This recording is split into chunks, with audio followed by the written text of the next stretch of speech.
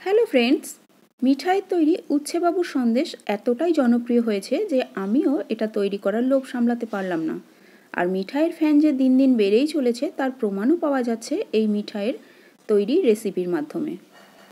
কিছু tips follow করলে খুব সুন্দরভাবে এই উচ্ছেবাবুর সন্দেশ আমরা বাড়িতে সহজেই তৈরি করে নিতে পারবো। 500 ml প্যাকেট দুধকে ভালো করে ফুটিয়ে তাতে ভিনিগার মিশিয়ে নিয়ে ঠান্ডা জলে ধুয়ে নরম সুতির কাপড়ে জল ঝরিয়ে রেখেছি। ছানা তৈরির পদ্ধতি দেখাতে গেলে ভিডিওটা আরও বেশি বড় হয়ে যেত। বাজারের কেনা ছানা দিয়েও এটা কিন্তু খুব সুন্দরভাবে তৈরি করতে পারবেন। শুধু লক্ষ্য রাখতে হবে ছানাটা যেন খুব শুকনো না থাকে। কিচেন স্ল্যাবটাকে ভালো করে পরিষ্কার করে তাতে ছানাটা রেখে তাতে মিশিয়ে দিচ্ছি স্টিলের যে নর্মাল চামচ হয় সেই চামচ মেপে 2 চামচ মতো চাল গুঁড়ো। বাজারের কেনা চাল গুঁড়োই এখানে ব্যবহার করেছি। শুধু দেখে নিতে হবে চাল গুঁড়োটা যেন খুব মিহি হয়। আর 500 ml দুধের যে ছানা কাটালাম তাতে 2 চামচের বেশি চাল গুঁড়ো মেশানোর আর দরকার পড়বে না।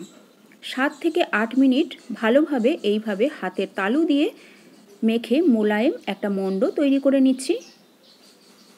আবারও বলছি, এই ব্যাপারটা একটু খেয়াল রাখবেন যেন ছানাটা শুকনো না হয়ে যায়, মোলায়েম ভাবটা যেন বজায় থাকে। গ্যাস অন করে একটা কড়াই বসিয়ে দিলাম। এবার এতে দিয়ে দিলাম ছানার মণ্ডটা। ছানার মধ্যে মেশাচ্ছি 60 থেকে 70 গ্রাম মতো চিনি। এবার লো ফ্লেমে চিনিটা গলে যাওয়া পর্যন্ত অনবরত নাড়াচাড়া করে যেতে হবে। কখনোই কিন্তু গ্যাসের ফ্লেমটাকে বাড়িয়ে দিলে চলবে না, কোনোভাবেই গ্যাসের ফ্লেম বাড়ালে চলবে না। সম্পূর্ণ মিষ্টিটা লো ফ্লেমেই তৈরি করতে হবে। চিনিটা যখন সম্পূর্ণ গলে যাবে তখন ছানার পাকটা অনেকটাই নরম হয়ে যাবে। দেখুন চিনিটা সম্পূর্ণ গলে গেছে আর ছানার পাকটা বেশ কিছুটা নরম হয়ে গেছে। এই মতো অবস্থায় পেস্তার গুঁড়ো অথবা কাজুর গুঁড়ো কিংবা আমন্ডের গুঁড়ো মেশাতে পারেন। আমার কাছে পেস্তার গুঁড়ো ছিল না, তাই আমি আমন্ডের গুঁড়োই মেশালাম। আমন্ড গুঁড়ো মিশিয়ে লো ফ্লেমে আবারও এটাকে ভালো করে নাড়াচাড়া করে একটা শক্ত ডো তৈরি করে নিচ্ছি। উচ্ছের মতো সবুজ রং আনার জন্য পালং শাককে গরম জলে ভিজিয়ে তারপর সেটাকে পেস্ট করে ছাঁকনিতে ছেঁকে এই অর্গ্যানিক সবুজ রং তৈরি করে নিতে পারেন।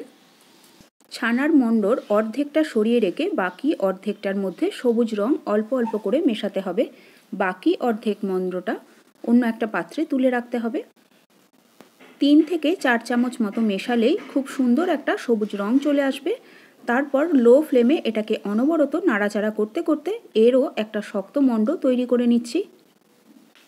আর একটা ব্যাপার আপনাদের সাথে শেয়ার করি, যদি পালং শাকের পেস্টটা খুব পাতলা হয়ে যায় তাহলে ওটাকে একটা পাত্রে ঢেলে একটু ফুটিয়ে নেবেন, তাহলে মিশ্রণটা বেশ ভালো মোটা হয়ে যাবে।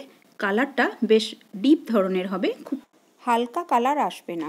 এই রকমভাবে অল্প অল্প করে কালার মিশিয়ে মণ্ডটাকে তৈরি করে নিচ্ছি। একটা থালাতে ঢেলে নিয়েছি। এবার খুব সামান্য একটু এলাচ গুঁড়ো মিশিয়ে দিচ্ছি, তবে পুরোপুরি ঠান্ডা করে নিচ্ছি না।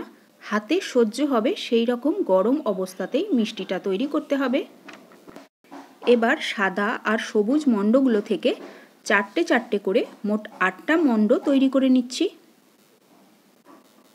একটা করে সাদা মণ্ড আর একটা করে সবুজ মণ্ড হাতের মধ্যে নিয়ে নেব। তারপর এটাকে উচ্ছের মতো তৈরি করে নেব। এটা তৈরি করতে গিয়ে জানেন, সেই ছোটোবেলার কথা মনে পড়ে যাচ্ছে। স্কুলে সেই মাটি দিয়ে আম, উচ্ছে, আতা তৈরি করতাম, সেই কথাটা মনে পড়ে যাচ্ছে। বাড়িতে যদি ছোট বাচ্চা থাকে তাদের এই উচ্ছে তৈরির কাজে লাগিয়ে দিন, তারা কিন্তু এটা খুব মজা করে তৈরি করবে দেখবেন। সাদা মণ্ড আর সবুজ মণ্ডটাকে উচ্ছের মতো শেপ দিয়ে তারপর কাঁটা চামচ অথবা নর্মাল চামচ কিংবা টুথপিক দিয়ে উচ্ছের গায়ের যে শিরগুলো হয় সেইগুলো তৈরি করে নিতে হবে। এইভাবে উচ্ছেবাবুর সন্দেশ খুব সহজেই তৈরি করে নেওয়া সম্ভব। আর মোটা হিসাবে আমি ব্যবহার করেছি উচ্ছেরই ডাঁটি, যেটাকে কেটে মিষ্টির মধ্যে লাগিয়ে দিয়েছি। রেসিপি ভালো লাগলে লাইক, শেয়ার ও কমেন্ট করতে ভুলবেন না। নিত্য নতুন সহজ রেসিপি পাওয়ার জন্য ইউনিক কুক উইথ শিল্পী চ্যানেলটিকে সাবস্ক্রাইব করে পাশে থাকা বেল আইকনটা প্রেস করে অল অপশানটা সিলেক্ট করে নেবেন। কোনো রকম ফুড কালার ছাড়া সম্পূর্ণ অর্গ্যানিক কালার ব্যবহার করে এই রকমভাবে আপনারা তৈরি করে নিতে পারেন উচ্ছেবাবুর সন্দেশ মিষ্টিটি। পালং শাকের পেস্টটা যদি পাতলা হয়ে যায় তাহলে সেক্ষেত্রে পালং শাকের পেস্টটাকে অন্য একটা পাত্রে ঢেলে সেটাকে একটু ফুটিয়ে নিয়ে ঘন করে নেবেন, তাহলে কালারটা খুব ভালো আসবে। 4টে মিষ্টি রেডি হয়ে গেল। এবার অন্য একটা প্লেটে ঢেলে এটাকে সাজিয়ে নিচ্ছি। পরবর্তী সহজ রেসিপি পাওয়ার জন্য অবশ্যই চ্যানেলটাকে সাবস্ক্রাইব করতে ভুলবেন না। সকলে ভালো থাকবেন, সুস্থ থাকবেন। দেখা হচ্ছে পরবর্তী সহজ রেসিপির সাথে।